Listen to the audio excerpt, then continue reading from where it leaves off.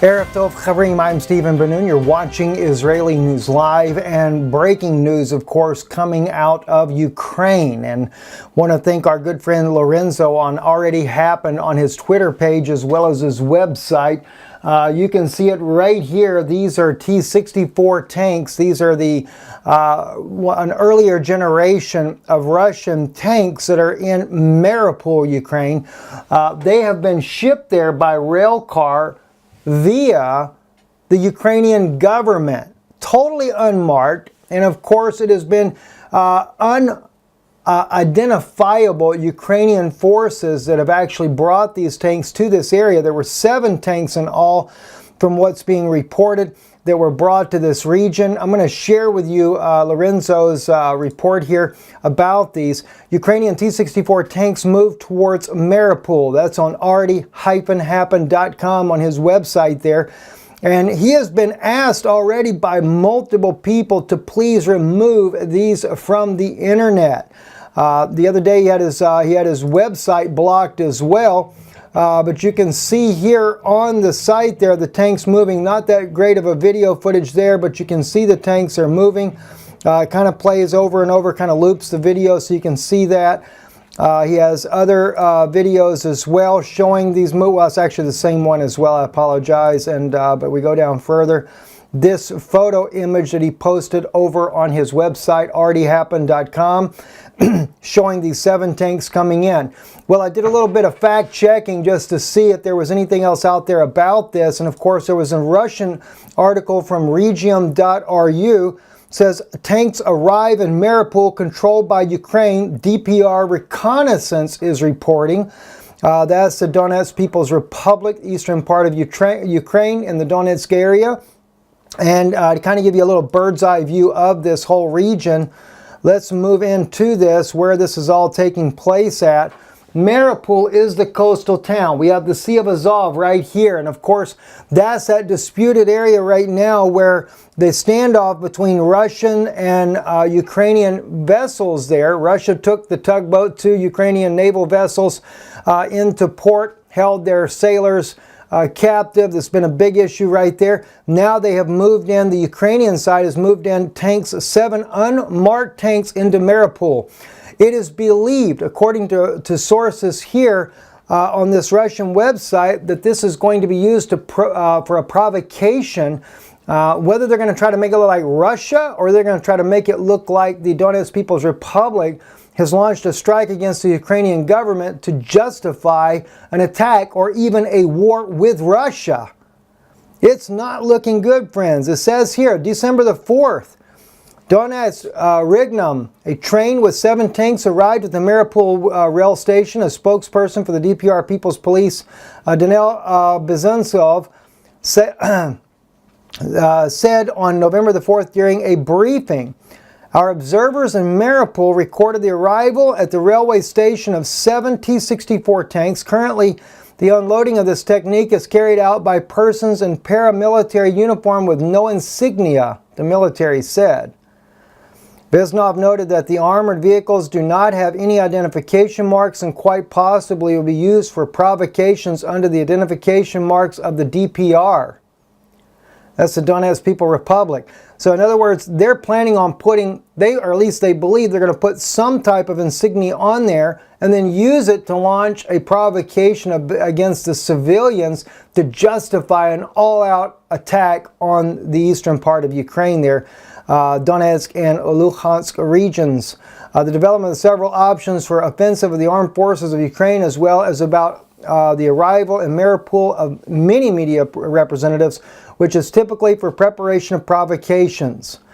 Not only have they announced that, but then I also found Reuters coming out with an article today.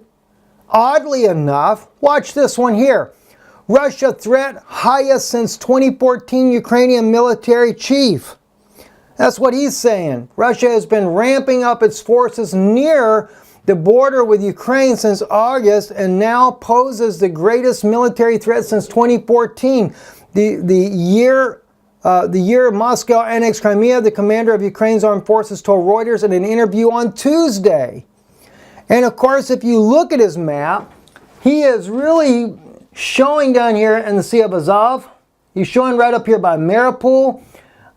And of course, that's why I'm wondering if they're not going to say that Russia has invaded Ukraine and therefore they can get the United States drawn into this conflict. Now, and that's got to be a provocation for Lorenzo to share with me that they're telling him to remove his post. They're angry that he's posted these and posted it on his website. That's because they don't want it to leak out what they're going to do. They're going to start a war and they don't want you to know that it's been provoked and that Russia didn't provoke it. What a mess. What a mess. See what happens when we're gone to Kansas there. And by the way, bless them. You know, Yah bless the people of Kansas. This is just a wonderful group there. Pray for those people there as well. People come from all over different parts of the United States for that meeting. And also, too, oh gosh, I got to share with you, we have, let me just pull the website up, the Portland Conference. Portland, Oregon, January the 19th, 2019, next year, first part of the year. We have that conference. It is, the site is ready to go. Let me just find where, I know Bonnie had sent that to me, Bonnie Harvey. She is hosting the event there. L.A. Marzulli will be speaking at this conference. And I know she sent, maybe she sent it to me on my phone on text. Let me just find that real quick. Want to get that up here for you guys so that you can see this as well. It is a conference you don't want to miss. And it's a simple, here we go, soldiersofthelion.com. So SOLDIER, SOF for of, THE for the, lion.com. And I know the website is still under construction to some degree. Preparations for the Soldiers of the Lion Conference can be Oregon, January 18th and 20th. That's like a resort out in the countryside. And I think that is a picture of just going up to this resort that they're having the conference there. It actually starts that Friday evening on the 18th. L.A. Marzulli will be speaking on that Friday evening. Then my wife and myself and L.A. both will be speaking on Saturday, on Yom Shabbat, as well as on Sunday. I'll be speaking as well. And then I will be sharing some inside information about Nibiru on that Sunday. Information that has never been released to the public. So I can't wait to share that with you.